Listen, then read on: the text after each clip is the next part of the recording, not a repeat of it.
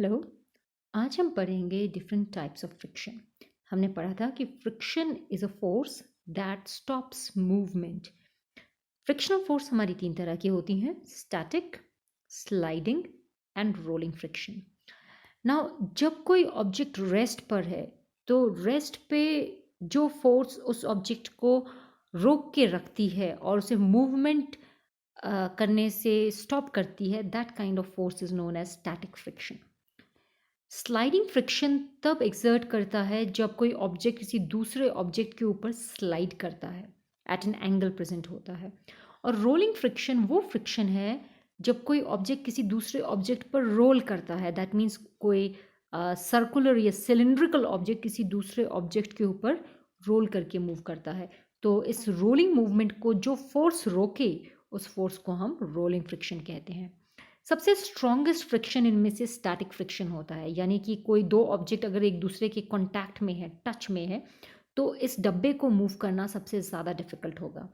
Sliding friction जब कोई चीज़, जैसे कि यहाँ पे स्लाइड है, ये एक एंगल में प्रेजेंट है, तो कोई चीज़ इस स्विंग में, इस झूले में जब नीचे की तरफ स्लाइड करता है तो फ्रिक्शनल फोर्स थोड़ी सी कम हो जाती है, यानी कि ये नीचे की तरफ खींचा चला आता है ड्यू टू ग्रेविटेशनल फोर्स, और इसमें मूवमेंट आसान होती है। So sliding friction is always less than the static friction. And rolling friction यानी कि कोई सिलिंड्रिकल ऑब्जेक्ट किसी दूसरे ऑब्जेक्ट पे रोल करे, गोल गोल घूमे, तो इसको हम इस मूवमेंट को रोकने वाले फ्रिक्शन को रोलिंग फ्रिक्शन कहते हैं, और ये सबसे कम होता है। यानी कि सबसे आसान है किसी रेस्टिंग ऑब्जेक्ट को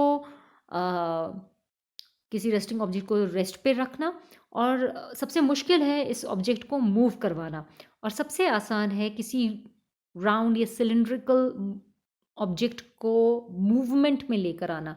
इसको रोकना सबसे ज़्यादा डिफिकल्ट है। So rolling friction is the least of all different kind of frictions. ना आप यहाँ देख सकते हैं, दिस इज स्टैटिक फ्रिक्शन। यहाँ पर ये सोफ़ा अपनी जगह पर है। अगर आप इसे मूव करना चाहते हैं तो आपको इसमें फोर्स लगानी पड़ेगी, और स्टैटिक फ्रिक्शन इसको मूव करने से रोकेगा। तो आप जितना ज़्यादा फोर्स लगाएंगे, दैट मीन स्टैटिक फ्रिक्शन उतना ज़्यादा इसका स्ट्रॉन्ग है। जो चीज़ जितनी भारी होती है उसका स्टैटिक फ्रिक्शन उतना ग्रेटर होता है। हमने पढ़ा था कि फ्रिक्शनल फोर्स इसको मूव करने से रोकेगा, तो this is known as static friction. So static friction basically किसी भी ऑब्जेक्ट को मूव करने से प्रिवेंट करती है या रोकती है, right? So let's move on to the next kind of friction, that is the sliding friction. Sliding friction वो फोर्स है जो मूवमेंट को तब रोकता है when an object slides over another surface. अगर आपने किसी डब्बे को धक्का दिया है तो इट हैज़ स्टार्टेड मूविंग, ये मूव कर रहा है या स्लाइड कर रहा है, इस पे आपको कम फोर्स लगाना पड़ेगा टू कीप इट मूविंग। मान लीजिए यहाँ पे आपके पास कोई डब्बा है, there is a box, it is in its position, ये मूव नहीं कर रहा है, तो इसको मूव करने के लिए आपको बहुत ज़्यादा फोर्स लगाना पड़ेगा। This is known as static friction. Static friction. लेकिन मान लीजिए यही डब्बा आपका आगे की तरफ मूव कर रहा है, क्योंकि इस पे एक पर्सन ने हाथ लगा के रखा हुआ है, सो ये इट इज़ ऑलरेडी मूविंग। तो इस पे अगर कोई दूसरा इंसान वापस फोर्स लगाए तो it will move even more easily. So this is known as sliding friction. कोई ऑब्जेक्ट जब पहले से ही मूव कर रही है तो उसको मूव करवाना और आसान हो जाता है, because sliding friction is actually less. उसको रोकने के लिए कम फ्रिक्शनल फोर्स होता है, and that is known as the sliding friction. Now, sliding friction basically occurs when two solid object move against each other. यानी कोई दो ऑब्जेक्ट जब पहले से ही मूव कर रहा है तो उसको जो फोर्स रोकेगी, that is known as sliding friction. यानी कि किसी मूविंग ऑब्जेक्ट को रोकना, that is a little more difficult.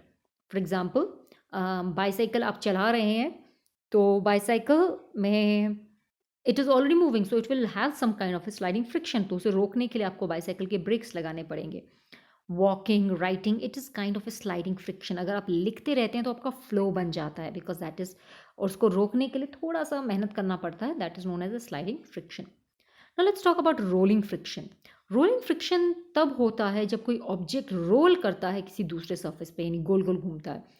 It is the weakest all frictional forces, सबसे वीक फ्रिक्शनल फोर्स है और रोलिंग फ्रिक्शन को ओवरकम करना बहुत आसान है। दैट इज़ वाई जब भी कोई चीज़ सर्कल में होती है यानी रोल कर सकती है, उसमें मूवमेंट बहुत आसान हो जाती है।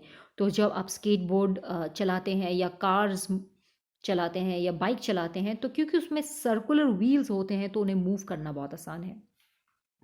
Rolling friction is the weakest friction because wheel का सरफेस एरिया यानी व्हील का जो एरिया ज़मीन के टच पे होता है वो बहुत कम है।